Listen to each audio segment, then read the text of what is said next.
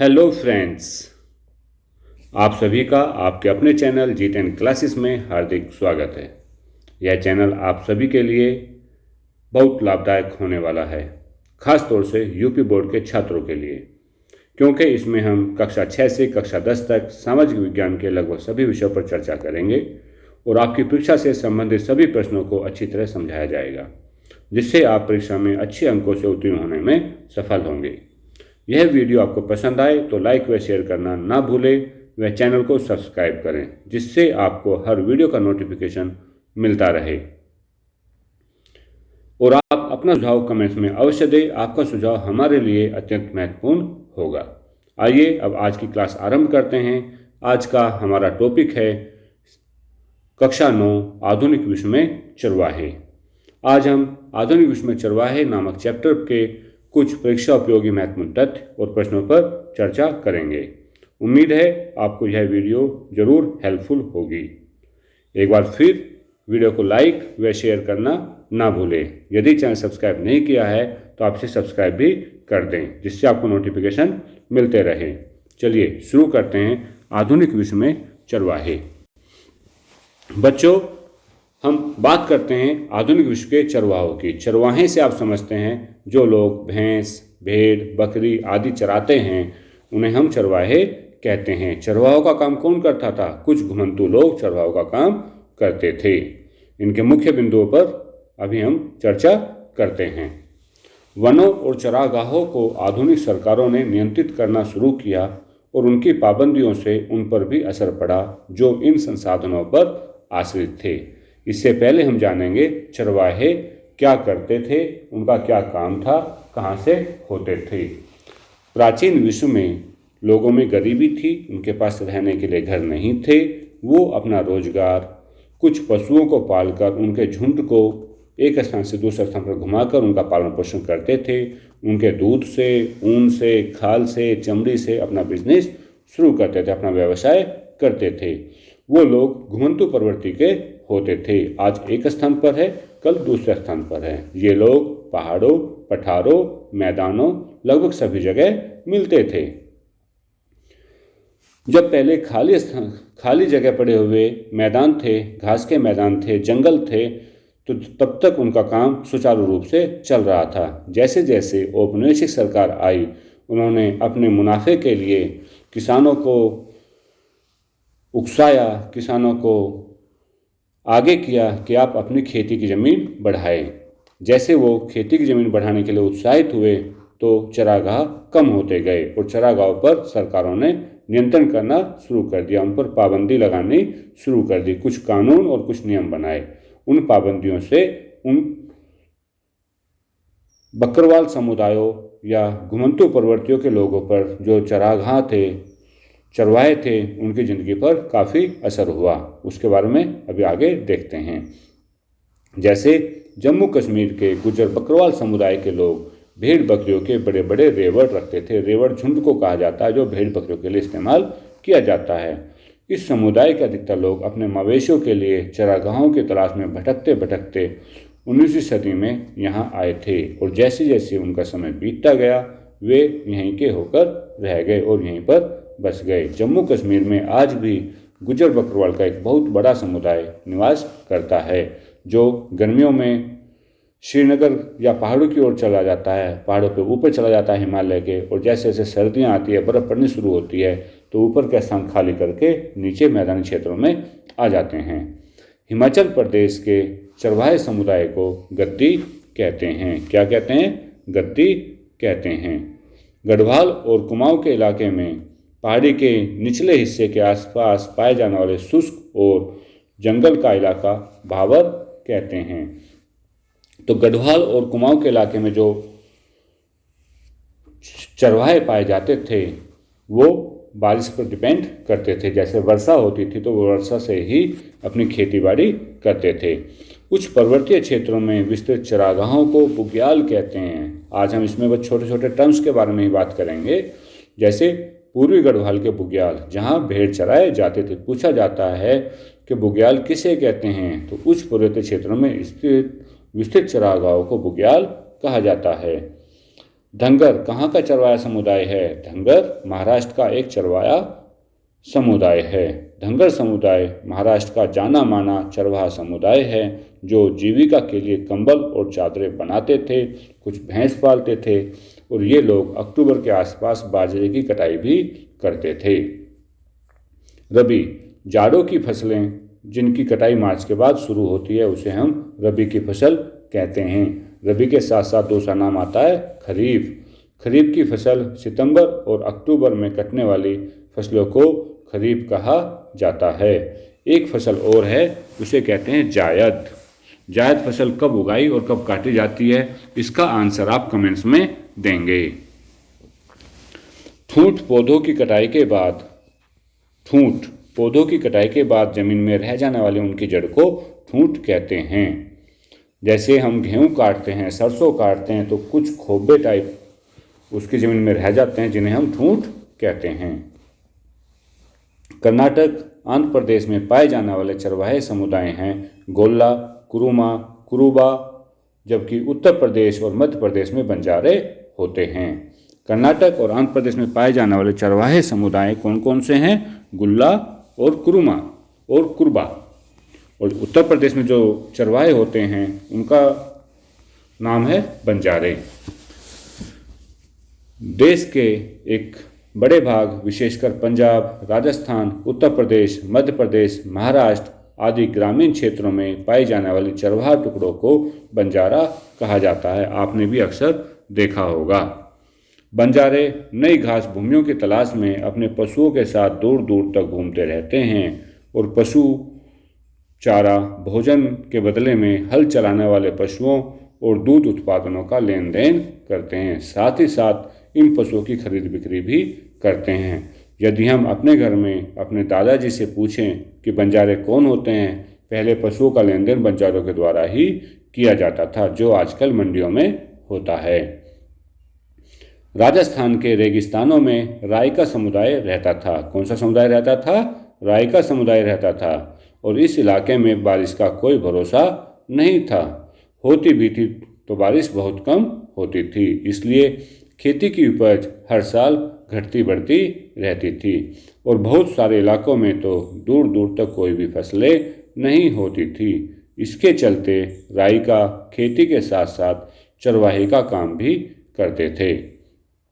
रायकाओं का एक तबका ऊँट पालता था और कुछ तबके भेड़ बकरियां पालते थे। औपनिवेशिक शासन के दौरान चरवाहों की जिंदगी में गहरे बदलाव आए। उनके चरागाह सिमट गए, इधर उधर आने जाने पर बंदिशें लगने लगी। चरवाहों पर टैक्स लगा दिया गया और उनसे लगान वसूल किया जाता था, उसमें भी वृद्धि हुई। खेती में भी उनका हिस्सा घटने लगा, जिससे उनके पेशे और हुनर पर बहुत बुरा असर पड़ा। विस्तार से चर्चा हम अगले वीडियो में करेंगे। परंपरागत अधिकार। परंपरा और रीति रिवाज के आधार पर मिलने वाले अधिकार को परंपरागत अधिकार कहते हैं। दोबारा सुने, परंपरागत अधिकार कौन से होते हैं? जो हमें अपनी परंपरा और रीति रिवाज के आधार पर मिलते हैं। वन अधिनियमों ने चरवाहों की जिंदगी बदल डाली। अब उन्हें जंगल में जाने से रोक दिया गया, जहां उनके मवेशियों के लिए बहुमूल्य चारे के स्रोत थे। पहले क्या होता था, चरवाहे जो होते थे वो जंगलों में घूमते रहते थे, उन्हें आज़ादी थी, वो कहीं भी घूम सकते थे। लेकिन जैसे जैसे अधिनियम बने, औपनिवेशिक सरकारों ने नियम बनाए, तो उन्हें जंगलों में जाने से भी रोक दिया गया। और जब जंगल में जाने से रोक दिया जाएगा तो उनके जो मवेशी होते थे, मवेशी कहते हैं पशुओं को, जो उनके भेड़ बकरी भैंस गाय होते थे, उनके लिए चारा नहीं मिल पाता था, तो उनके बहुत से पशु भूख से बीमारी से मर गए थे। जिन क्षेत्रों में उन्हें प्रवेश की छूट दी गई थी वहाँ भी उन पर कड़ी नज़र रखी जाती थी।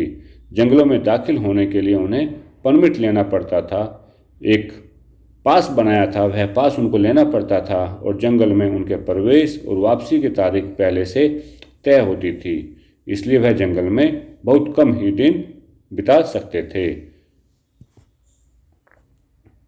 अब हम कुछ प्रश्नों पर चर्चा करेंगे। जैसे प्रश्न है, स्पष्ट कीजिए घुमंतू समुदाय को बार बार एक जगह से दूसरी जगह क्यों जाना पड़ता है। निरंतर आवागमन से पर्यावरण को कुछ लाभ है या नुकसान है। जैसे शब्द है घुमंतु समुदाय। घुमंतु का मतलब होता है घूमने वाले। जिन समुदाय का एक जगह कोई ठिकाना ना हो, कोई आवास ना हो, कोई निवास स्थान ना हो, तो उन्हें घूमना पड़ता था और ऐसे समुदाय को घुमंतु समुदाय कहा जाता था। तो अपने कुछ कारण थे, कौन कौन से थे कि उनका कोई अपना चरागाह या खेत तो नहीं होता था, और जब अपना कोई चरागाह कोई खेत नहीं है तो वो किसी दूसरे खेतों पर या दूर दूर के चरागाहों पर निर्भर रहते थे। इसलिए उनको दूसरों के खेतों में या अलग अलग चरागाहों में, दूर दूर के जंगलों में जाना पड़ता था। इसी पर वो निर्भर रहते थे। दूसरा कारण है मौसम परिवर्तन।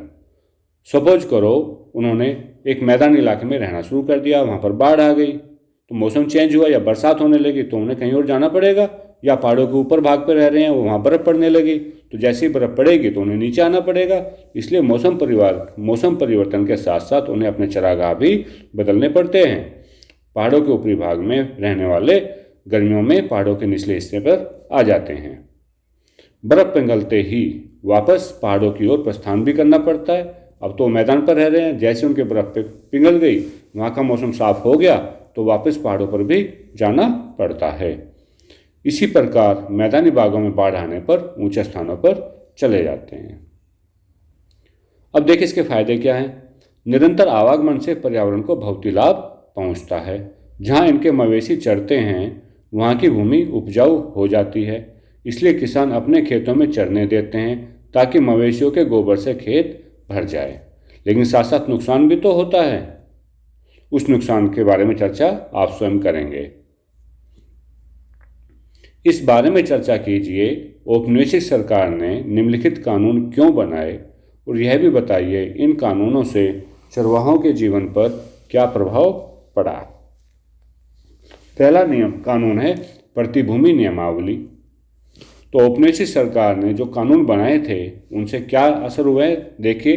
प्रतिभूमि नियमावली से असर हुआ था चरागाह जो बंजर भूमि के समान थी, ब्रिटिश सरकार ने कृषि योग्य बनाने के लिए गांव के मुखिया के सुपुर्द कर दिया, तो उसमें चरागाहें समाप्त हो गई। आप अपनी भूमि पर पशुओं को जाने देंगे? बिल्कुल नहीं जाने देंगे, क्योंकि जो हमारी फसल है उस फसल का नुकसान भी तो होता है। चरागाह वहीं तक सीमित है जहां तक वह फसल बंजर हो या उस पर केवल घास फूस हो, तो चरागाह भूमि को माना जाता है। इसलिए औपनिवेशिक सरकार ने प्रतिभूमि नियमावली बना दिया कि जो भूमि बंजर थी उसको कृषि योग्य बनाया जाए, और वह गांव के मुखिया के सुपुर्द कर दी गई। दूसरा नियम था वन अधिनियम। ब्रिटिश सरकार ने अनेक वन कानून पास कर चरवाहों का जीवन बदल दिया। जीवन कैसे बदला कि कुछ वन तो आरक्षित कर दिए और कुछ कर दिए सुरक्षित, और उन वनों में उनके घुसने पर पूर्ण प्रतिबंध लगा दिया।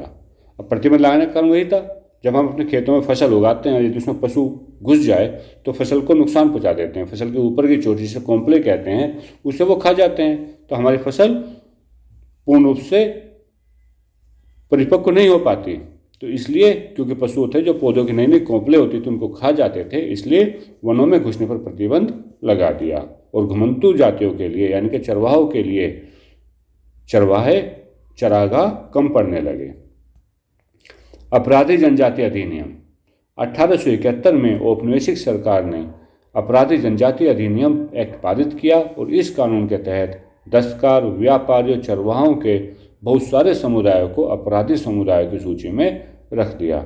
उन्हें कुदरती और जन्मजात अपराधी घोषित कर दिया।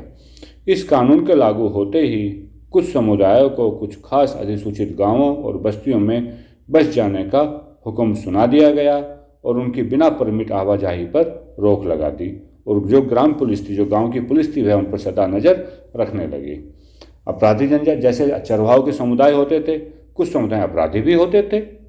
समाज में हर तरह के लोग होते हैं, कुछ ईमानदार है तो कुछ अपराधी है, कुछ बेईमान है। सभी के उससे तो समाज में संतुलन बना हुआ है। यदि सभी लोग ईमानदार हो गए तो समाज कैसे चलेगा? समाज में हर तरह के लोगों की आवश्यकता है। यदि अपराधी नहीं होते तो पुलिस नहीं होती। पुलिस है, कानून है, तभी तो अपराधी हैं। अपराधी लोग नहीं होते तो पुलिस या कानून की हमें आवश्यकता नहीं पड़ती।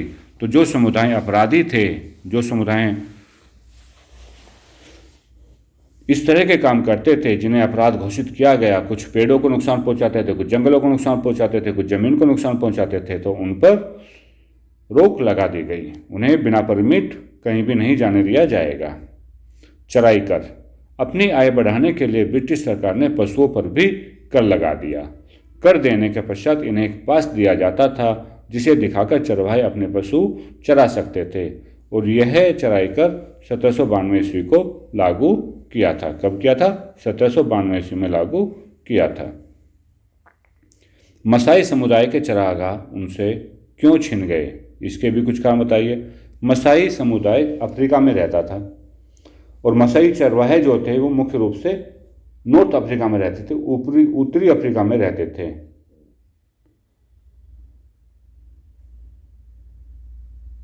लगभग 3 करोड़ दक्षिण कीनिया में और 1,50,000 कहाँ रहते थे? तंजानिया में रहते थे। उपनिवेशी सरकार ने नए कानून बनाकर उन्हें प्रभावित भी किया, और यहाँ तक कि उन्हें अपने संबंध फिर से बनाने पड़े। मेनली मसाई का जो क्षेत्र था उसे 2 भागों में डिवाइड कर दिया था। जब 2 भागों में डिवाइड हो गया तो मसाई समुदाय में बिखराव हो गया, और उनकी जो जमीन थी, जो ये ऊपर अभी बताए गए, अभी कर लगाए गए थे, अधिनियम बनाए गए थे, इनसे भी उनके लाइफ पर, उनके जीवन पर बहुत बड़ा प्रभाव पड़ा था। तो छीनने जाने के कुछ कारण भी यह थे। मसाई समुदाय से लगातार उनके चरागाह छीनते रहे। मसाई भूमि उत्तरी कीनिया से लेकर उत्तरी तंजानिया तक विस्तृत था। कहाँ से कहाँ तक थी? उत्तरी कीनिया से लेकर के उत्तरी तंजानिया तक। और 19वीं शताब्दी के अंत में यूरोपियन समाजवादी जो शक्तियाँ थी, अफ्रीका में उनकी भूमि पर अधिकार कर लिया था। अफ्रीका में गोरे लोग थे, उन लोगों ने अपने फॉर्म बनाने के लिए इनके चरागाहों को छीन लिया था। या ये कह सकते हैं कि किसानों को अपनी भूमि बढ़ाने के लिए उत्साहित किया था। कीनिया में अंग्रेजों ने मसाई लोगों को दक्षिणी भागों में धकेल दिया, जबकि जर्मन लोगों ने उन्हें उत्तरी तंजानिया की ओर धकेल दिया। इस प्रकार अपने ही घर में मसाई लोग बेगानों जैसे हो गए थे। साम्राज्यवादी देश की भांति अंग्रेज और जर्मन भी बेकार प्रतिभूमि, जिस पर कोई ना आय थी ना ही कर मिलता था, उन प्रति जमीनों को वहाँ के किसानों के बीच में बांट दी, और मसाई लोग हाथ मलते रह गए। वही क्वेश्चन दोबारा आ गया है, मसाई समुदाय के चरागाह उनसे क्यों छिन गए? तो मसाई चरवाहे कहाँ रहते थे? अफ्रीका में रहते थे। मसाई चरवाहे मुख्य रूप से उत्तरी अफ्रीका में थे। कितने? 30 लाख दक्षिण कीनिया में थे, और 1,50,000 तंजानिया में थे। उपनिवेशी सरकार ने नए कानून बनाकर उनको प्रभावित किया, और समुदाय फिर से बनाने पड़े। ठीक है, अगला प्रश्न पढ़ते हैं। किन कारणों से चरागाह भूमि में भारी कमी आई? तो चरागाह भूमि में भारी कमी क्यों आई? एक तो जो बेकार प्रतिभूमि की जो चरागाहें थी, जिनसे ना कुछ आय मिलती थी ना कर मिलते थे, वहाँ की जमीनों को किसको बांट दिया गया? किसानों के बीच में बांट दी गई। जमीन को रबड़ तो है नहीं कि खिंच जाएगी, तो जो जमीन बेकार थी उसे किसानों को बांट दिया गया, उसको उपजाऊ बनाया गया। और वनों में वन अधिकारियों ने पशुओं के चराने पर रोक लगा दी। उनका मानना भी यही था कि चराई से पौधों की जड़ समाप्त हो जाएगी, क्योंकि पशु जो होते हैं वो पौधों की कौंपलों को खो जाते हैं। इसी प्रकार चरागाहों में कमी आई। ऐसे 2 कारण बताइए कि 18वीं सदी में इंग्लैंड में बाड़ाबंदी आवश्यक हो गई। बाड़ाबंदी को आप समझ सकते हैं कि किसी भूमि पर लंबी, बाड़ाबंदी क्या होती है? भूमि को चारों ओर से तारबंदी करो या उसकी दीवार बना दो तो वो बाड़ाबंदी हो जाती है। तो जैसे भूमि पर लंबी अवधि के लिए निवेश क्या करना, आपने अपनी भूमि पर अधिकार जमाना है तो उसकी बाड़ाबंदी आवश्यक हो गई, और धनी किसानों को अपने नियंत्रण में भूमि को विकसित करने का आदेश दिया। बाड़ाबंदी में क्या हुआ कि जो बड़े लोग होते थे, धनी किसान होते थे, सामंतवादी होते थे या जमींदार होते थे, उनके नियंत्रण में जितनी भूमि होती थी उसको बाड़ाबंदी करके सबको बता दिया कि इस भूमि पर कोई भी बाहर का आदमी नहीं आएगा। ऊंचे पर्वतों पर स्थित चरागाहों को क्या कहा जाता है? धार कहा जाता है। वनों के अधीन क्षेत्र बढ़ाने की क्या आवश्यकता है? कोई 2 कारण बताइए। भारत में वनों के अधीन क्षेत्र वैज्ञानिक मांगों से काफ़ी कम है। यह कुल भूमि का 19.3% है, जबकि कुल भूमि क्षेत्र का 33% होना चाहिए। अच्छा, वनों से अधिक क्षेत्र बढ़ाने की क्यों आवश्यकता? वन से क्या क्या चीज़ें मिलती हैं हमें? देखिए, पारिस्थितिक तंत्र बनाना। अब यहाँ पे शब्द आ गया, पारिस्थितिक तंत्र क्या है? जब हम पोल्यूशन की बात करते हैं, प्रदूषण की बात करते हैं, तो कहीं ना कहीं हम अपने आप को बहुत पीछे मानते हैं। प्रदूषण में पेड़ पौधों का बहुत बड़ा योगदान है। जब वन क्षेत्र नहीं रहेगा, पेड़ पौधे नहीं होंगे, तो वन क्षेत्र भी नहीं होगा, और वन क्षेत्र नहीं होगा तो प्रदूषण को हम कंट्रोल नहीं कर सकते। इसलिए पारिस्थितिक तंत्र, प्रदूषण और जीव जंतुओं का रहने का स्थान, उसे हम छीन लेते हैं। उसको बनाने के लिए वनों का अधिक क्षेत्र बढ़ाने की आवश्यकता है। पेड़ पौधे क्या करते हैं? हवा का प्रदूषण कम करते हैं। ग्लोबल वार्मिंग कम करने में वन हमारी सहायता करते हैं। कैसे करते हैं? कि वायु से कार्बन डाइऑक्साइड को शोषित कर लेते हैं। कार्बन डाइऑक्साइड जब वायु में ज़्यादा हो जाती है तो टेम्परेचर बढ़ जाता है। वन जीवों को प्राकृतिक निवास प्रदान करते हैं। जो वन्य जीव है वो वनों में रहते हैं, उनको जो प्राकृतिक निवास है वो वन ही तो देते हैं। और वन का वर्षा लाने में बहुत बड़ा हाथ होता है, क्योंकि जल के कणों को वर्षा की बूंदों में परिवर्तित करने का कार्य वन का ही होता है। वन मृदा का संरक्षण करते हैं, मृदा को पानी के साथ बहने से रोकते हैं। तो यही कुछ कारण थे जिसके लिए हमारे वैज्ञानिक कहते हैं कि वनों का क्षेत्र बढ़ना चाहिए। भारत में वन क्षेत्र में भारी गिरावट में निम्नलिखित कारकों की भूमिका का वर्णन करो। रेलवे, कृषि विस्तार, व्यावसायिक खेती। रेलवे के कारण वन क्षेत्र पर भी निम्न प्रभाव पड़े थे, जैसे रेलवे का निर्माण, पटरियों के बिछाने में प्रयोग आने वाली लकड़ी के स्लीपरों ने वन क्षेत्र को घटाने में एक महत्वपूर्ण भूमिका निभाई। वन क्षेत्र काटकर रेल की पटरियां बिछाई गई और इंजन में भी लकड़ी का कोयला जलाया जाता था। हालांकि अभी बहुत तरक्की हो चुकी है, विकास हो चुका है, देश विकसित हो चुके हैं। रेल के इंजन कोयले से, पेट्रोल से, डीजल से और इलेक्ट्रिसिटी से चलाए जाते हैं। कृषि विस्तार के कारण वन क्षेत्र पर प्रभाव। जब भारत की जनसंख्या लगातार बढ़ रही है तो उसके लिए कृषि का विस्तार करना भी आवश्यकता हो गया है। जब जनसंख्या बढ़ेगी तो उनके जीवन पालन पोषण के लिए अनाज का उत्पन्न होना जरूरी है, और अनाज को बढ़ाने के लिए खेती की ज़मीन का बढ़ाना जरूरी है। इसलिए कृषि आवश्यकताओं की पूर्ति के लिए वनों की कटाई होना शुरू हो गया। व्यावसायिक कृषि। जब कारखानों को चलाने के लिए बढ़ती हुई जनसंख्या की भूख मिटाने के लिए ब्रिटिश सरकार ने स्वयं भारत में पटसन, गन्ना, गेहूं, कपास जैसी व्यावसायिक खेतियों पर जोर दिया। इस प्रकार से भी वनों का सफाया होना शुरू हो गया। भारत के कुछ चरवाहा कबीलों के नाम बताइए। तो भारत में कुछ चरवाहा कबीलों के नाम है, जैसे जम्मू कश्मीर के गुज्जर बकरवाल, हिमाचल प्रदेश के गद्दी गडरिये, महाराष्ट्र के जो चरवाहा होते हैं उसके धंगर कहा जाता है, कर्नाटक के चरवाहा को गोल्ला कहा जाता है, और आंध्र प्रदेश में कुरुमा और कुरबा कहा जाता है।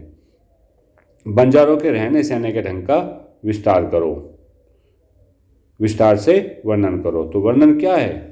देश के एक बड़े भाग, विशेषकर पंजाब, राजस्थान, उत्तर प्रदेश, मध्य प्रदेश, महाराष्ट्र आदि के ग्रामीण क्षेत्रों में चरवाहा टुकड़ों को बंजारा कहा जाता है, और वे नई भूमियों की तलाश में अपने पशुओं के साथ दूर दूर तक घूमते रहते हैं। घुमंतु होते हैं चरवाहे। और क्यों घूमते हैं? पशु और भोजन और पशु चारा के बदले में हल चलाने वाले पशु और दूध उत्पादों का लेन देन कर लेते हैं, और साथ ही पशुओं की खरीद बिक्री भी करते रहते हैं। यही चरवाहों का जीवन है। एक से दूसरे के फिर क्यों जाना पड़ता है? अभी अभी आपसे बात हुई थी कि उनका कोई अपना खेत तो होता नहीं है, तो दूर चरागाह पर जाना पड़ता है।